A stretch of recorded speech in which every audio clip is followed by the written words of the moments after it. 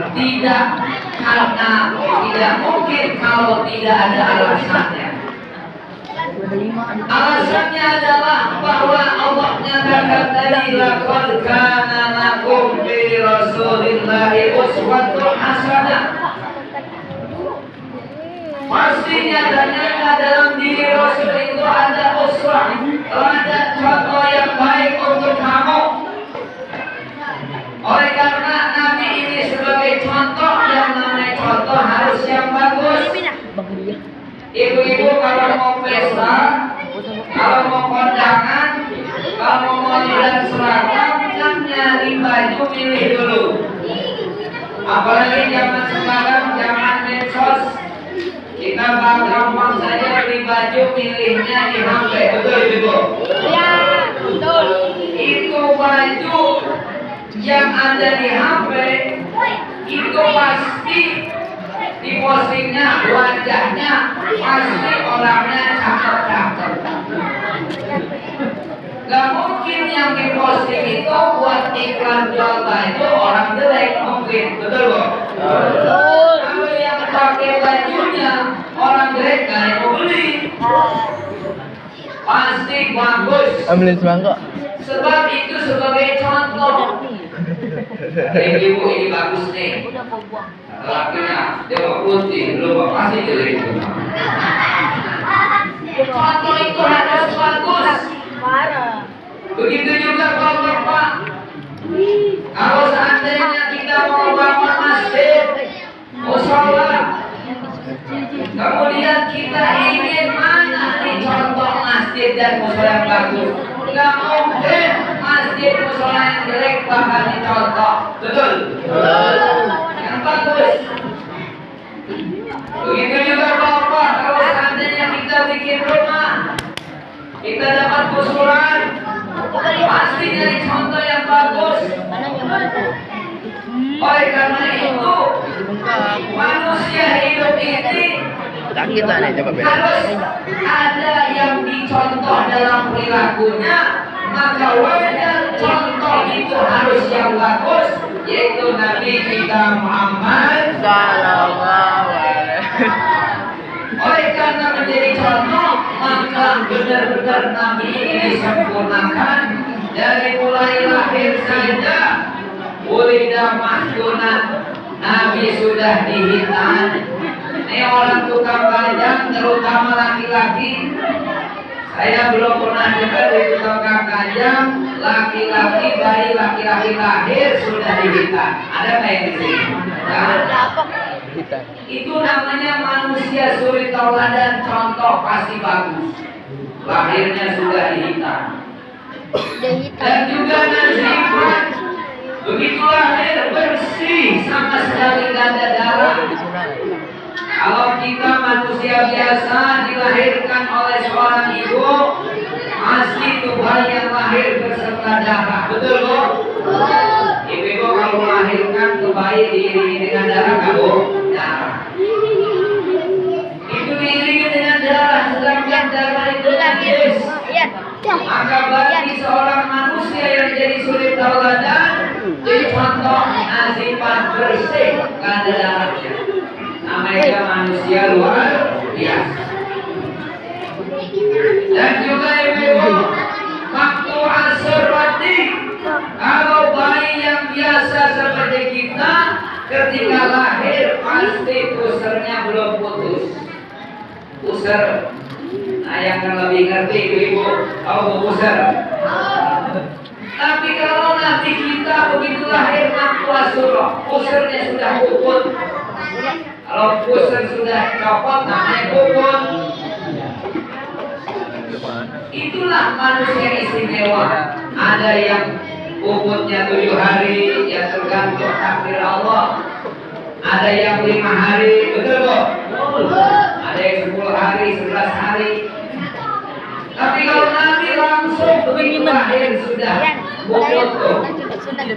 Dan yang lebih istimewa lagi, begitu lahir bapak, ke alam dunia itu seluruh patung yang ada di sekitar Mekah semuanya hancur. Itu di Mekah itu sudah ada Ka'bah. Di zaman dulu itu di sekeliling Ka'bah banyak patung, yaitu Tuhan-Tuhan yang disembah oleh orang musyrik Mekah. Begitu Nabi lahir, maka itu patung semua hancur. Alhamdulillah. Dan yang lebih istimewa lagi, begitu Nabi lahir di Mekah, maka terpancarlah cahaya ke seluruh alam semesta, sehingga cahaya ini bisa dilihat dari arah Irak karena cahaya lahirnya Nabi kita Muhammad. Coba orang kampung tukang tanya di balik lahir ada yang bercahaya. Ayam cari neng. Dan ketika masih kecil saja sudah dimaksud dilindungi oleh Allah. Dalam kisahnya Nabi kita ketika usia masih kecil 7 tahun menggembala kambing, anak kambing bersama kawan-kawannya. Kemudian ketika menggembala kambing, ngamen kambing, kedengaran ada suara musik ketika pesta pernikahan. Akhirnya teman-temannya semuanya lari melihat hiburan itu. Jadi di zaman Nabi udah ada tuh. Zaman Nabi gak? Makanya Yaumul Zafaf, hari pengantin kelahiran. Di zaman Nabi masih kecil gak pada panggil hiburan tuh. Cuma hiburannya zaman dulu mah warna. Kalau zaman sekarang mah apa ibu? Dangdut. Itu seluruh temannya lari melihat musik dangdut. Kalau zaman sekarang dulu rebana. Bagaimana? Karena manusia pilihan, akhirnya oleh Allah Subhanahu Wa Taala merintahkan pada malaikat supaya mengusap muka Nabi. Seketika juga Nabi ngantuk tidur, jadi gak bisa melihat dangdut. Alhamdulillah. Namanya masih kecil saja sudah dilindungi, jangan sampai mendengar musik. Sebab ibu, ketika Nabi Adam dan Ibu Hawa diturunkan dari surga dan dari surga keluar ke bumi, begitu juga iblis yang menggodanya pun keluar dari surga turun di bumi. Iblis memohon 10 hal, di antara yang 10 hal, Rabbi ij'alni qarinan, ya Allah berikan kepada saya punya teman kawan. Apa kata Allah? Kawan iblis adalah asyik, lagu, nyanyi. Jadi kalau kita hobi nyanyi, kita lagi nyanyi, berarti itu teman iblis. Kalau kita hiburan pesta manggil dangdut, berarti kita lagi manggil teman iblis. Rabbi ij'alni majinan. Dan yang kedua, ya Allah berikan saya tukang panggilan. Kalau seandainya sholat, majinnya ajarnya Allahu Akbar, Allahu Akbar, asyhadu an la. Nah, setan juga ada alat panggilnya. Apa alat panggil setan?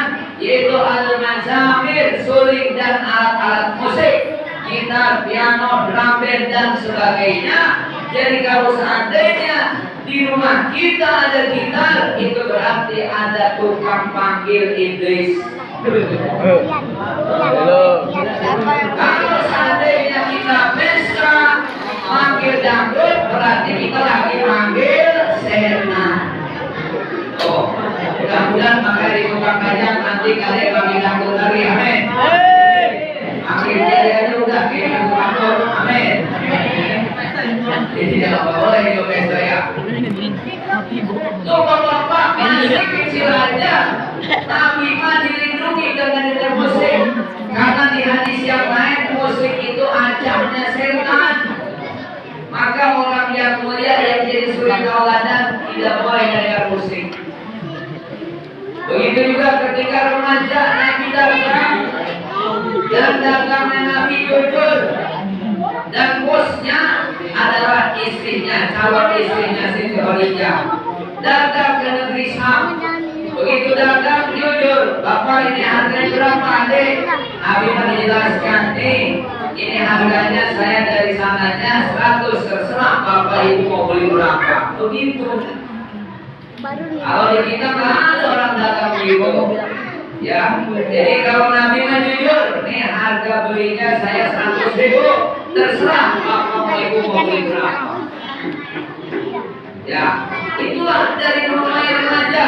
Dan ketika Nabi melakukan perjalanan dagang, nih dari mulai kecil sampai remaja kan perjalanan jauh tuh, dagang dari Arab sampai ke negeri Syria, luar negeri.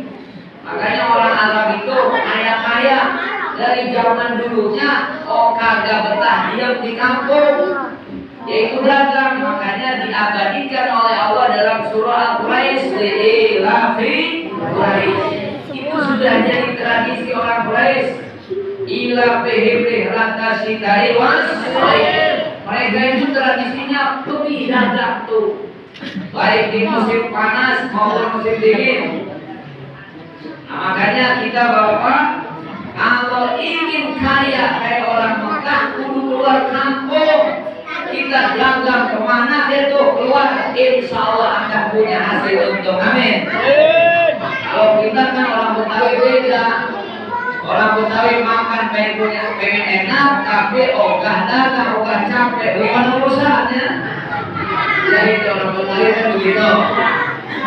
Maka orang Arab menilai Quraisy begitu.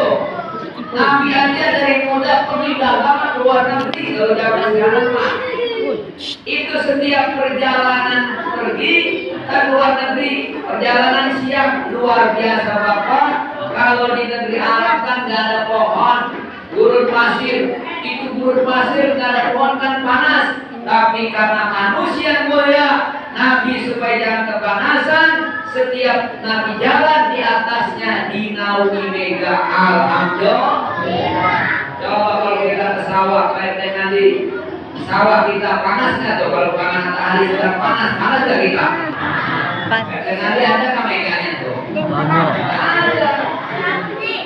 Tapi kalau Nabi mampu, walaupun panas tuh di gurun pasir, nggak ada panasnya, langsung dinaungi oleh mega. Jadi Nabi jalan kemana aja, mega ngikutin. Sebab mega manusia luar biasa. Mega. Begitu juga perjalanannya. Ketika Nabi diangkat menjadi Rasul usia 40 tahun, banyak sekali cobaan di tangannya.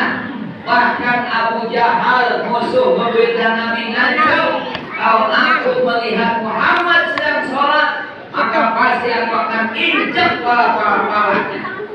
Itu tantangannya. Maka kalau kita mah bersyukur ringan, tantangannya kita mah sholat bisa tenang, alhamdulillah.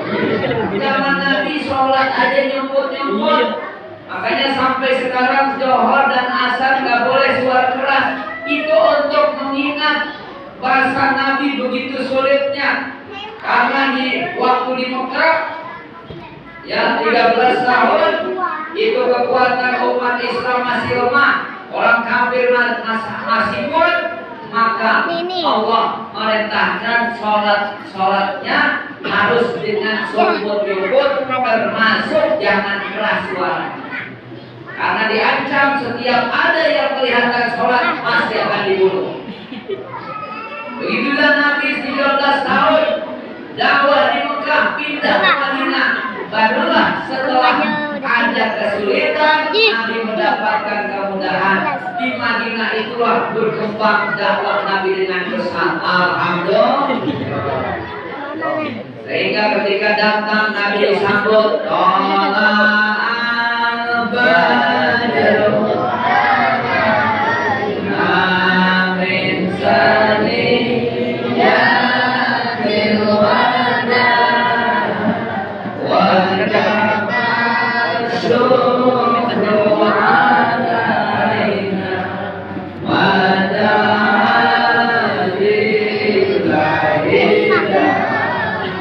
kalau kiai zaman sekarang mah enak Bu. Tuh coba lihat perjuangan Nabi. Nabi mah penuh dengan tantangan. Ya, penuh dengan ejekan dari Abu Jahal. Bahkan Nabi dikepung-kepung mau dibunuh, akhirnya hijrah ke Madinah. Tapi begitu di Madinah disebut gembira. Ini menjadi pelajaran pada kita bahwasanya Bapak sesuai dengan firman Allah, inna ma'al usri yusra. Kalau kita ingin mendapatkan kemudahan, kesuksesan harus capek dulu. Kalau anak yang usia muda ingin senang masa tuanya, harus capek dulu di masa mudanya belajar. Betul? Kalau di masa mudanya senang-senang dengan kita, gak bakalan di masa tuanya pintar. Termasuk kita kalau ingin banyak harta harus sampai dulu. Kalau kita ingin hasil panen padi bagus harus sampai dulu. Termasuk perjuangan Nabi sampai dulu. Barulah dapat hasilnya di Madinah. Kita juga ibu pengen berhasil di dunia untuk mendapatkan hasil kesenangan di akhirat, maka hidupnya harus sampai dulu. Kalau di dunianya pengen senang, orang sholat, dia tidur di waktu subuh, maka tinggal nanti misalnya di akhirat. Alhamdulillah, amin. Oleh karena itu, bahwa di dalam ayat tadi, laqad kana lakum fi Rasulillahi uswatun hasanah. Nabi bisa jadi contoh. Siapa yang bisa contoh Nabi? Syaratnya 3 nih. Maka isi ceramah saya ini kita laksanakan yang 3 supaya kita bisa nyontoh akhlak Nabi. Amin. Bagaimana kalau kita bisa nyontoh akhlak Nabi? Syaratnya 3. 1, liman kana yarjullah. Kita harus berharap ingin bertemu Allah. Artinya walaupun kita sekarang hidup di dunia, itu bagaikan di dalam gua. Di dalam gua itu ada lubang kecil, dan di lubang kecil itu kelihatan ada istana. Ketika kita ada di dalam gua, banyak semut, banyak nyamuk, dan gerah, suasananya gelap. Tapi walaupun gerah, gelap, banyak gigitan nyamuk, kita tetap semangat. Kenapa? Sebab ada lubang jendela. Yang mana di lubang jendela itu seandainya jendelanya terbuka, kita bakal pindah dari gua yang sempit, bakal pindah masuk istana. Itulah gambarannya. Hidup kita di dunia ini kayak di dalam gua apa? Gelap, sempit, banyak gigitan nyamuk. Apa itu artinya gelap dan sempit? Kita hidup di dunia mah sempit, banyak yang dilarang, arak tidak boleh, narkoba. Begitu juga kita melihat perempuan yang cakep nggak boleh sembarangan nunggangi, betul? Betul ibu? Ya nggak boleh sembarangan. Setiap yang cakep langsung dipeluk ke orang Amerika, nggak boleh, dilarang. Kita melihat orang banyak duitnya, kita nggak boleh sembarangan ambil tanpa haknya. Kan sempit tuh. Begitu juga ibu, kita ingin sesuatu makanan, walaupun itu lezat, kalau seandainya haram tidak boleh. Ini namanya sempit. Termasuk ya banyak gigitan di dalam buah itu. Apa artinya? Banyak sekali cobaan. Kadang-kala kita sakit, kadang-kala hidup di dunia ini banyak kekurangan duit, betul? Ya apalagi di masa lockdown ini, ya kerja kadang-kala sebulan cuma 3 hari, gaji mengurang, sedangkan makan mah nggak ada berhentinya, betul? Kenapa nggak ada lockdownnya? Coba kalau seandainya kerja lockdown, makan lockdown baru enak. Sedangkan makan nggak ada lockdownnya. Kali begini kata suaminya, hai istriku tercinta, berhubung abang kerjanya sebulan sekarang 3 hari, kamu makannya sebulan 3 hari. Kan enggak? Itu namanya gigitan nyamuk penderitaan. Belum lagi kita banyak konflik, kadang-kadang ribut sama tetangga, kadang-kadang ribut sama saudara sendiri, betul? Sama mertua, kadang-kadang orang tua, itu namanya gigitan nyamuk. Ya, kadang-kadang ribut sama besan, ribut sama mantu, namanya hidup. Oh, itu namanya gigitan. Tapi kita nggak boleh putus asa. Kenapa? Sebab kita walaupun di dalam dunia kita ada jendela, di jendela itu kelihatan ada di sana. Kapan-kapan jendela itu terbuka, akhirnya kita bakal pindah ke istana. Apa itu artinya jendela? Kematian. Begitu sudah mati, kita pindah dari gua dunia masuk ke istana surga. Amin. Di istana surga itu kita bakal bertemu Allah. Makanya orang yang bisa mengikuti contoh Nabi, orang yang berharap bertemu Allah, yaitu rajin ibadah, nanti ketemu Allah bakal dapat pahalanya. Amin. Makanya ibu, kita datang di acara maulid, kita rajin ke mushola berjamaah. Itu namanya orang yang mengharap pahala Allah. Orang yang mengharap pahala Allah lah yang bisa mengikuti akhlak Nabi. Ini contohnya, ya kita punya rezeki. Kalau seandainya tidak ikut Nabi, tidak ingin mengharap kepada Allah, maka walaupun Nabi menganjurkan kita sedekah, kita sulit untuk sedekah. Maka alhamdulillah orang tukang gaya mau mengeluarkan sedekah, insya Allah nanti bakal bertemu dengan Allah mendapat pahala. Amin. Yang kedua, wal yaumil akhir. Orang yang ikut dengan Nabi itu syaratnya yang mengharap hari kiamat. Ini contohnya sejarahnya begini. Begitu Nabi sampai di Madinah, itu orang Madinah semuanya berebut, semuanya pengen diminapin minap di rumahnya, pengen semua rumahnya didatangi Nabi. Sedangkan orang Madinah itu kaya-kaya. Kata si A, ya Rasul, udah nginap di rumah saya aja.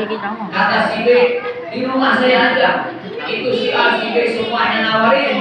Saya udah siapin, kalau zaman sekarang mah kasur bagus. Saya udah siapin makanan enak. Seluruhnya terbut pengen diminapi oleh Nabi kita Muhammad. Jadi karena Nabi ya banyak yang menawarkan, Nabi bingung. Akhirnya kata Nabi begini, saya akan minap di rumah manakala onta saya berhenti di rumah itu. Akhirnya dibawa onta jalan. Nah, di mana onta itu berhenti di depan rumah, maka saya minap di situ. Ternyata begitu onta jalan, itu onta berhentinya di depan sahabat yang namanya Ayub Al-Ansori. Sedangkan sahabat Ayub ini paling susah, rumahnya juga jelek. Tapi kenapa ternyata onta milih di situ? Karena wal yaumil akhir, walaupun dia susah, dia selalu ingat hari kiamat. Maka Nabi mengajarkan bahwa orang yang menjadi teman kita itu adalah orang yang susah. Ini Nabi Ibu dengan bergaul dengan orang susah. Inilah namanya uswatun hasanah, contoh teladan yang bagus.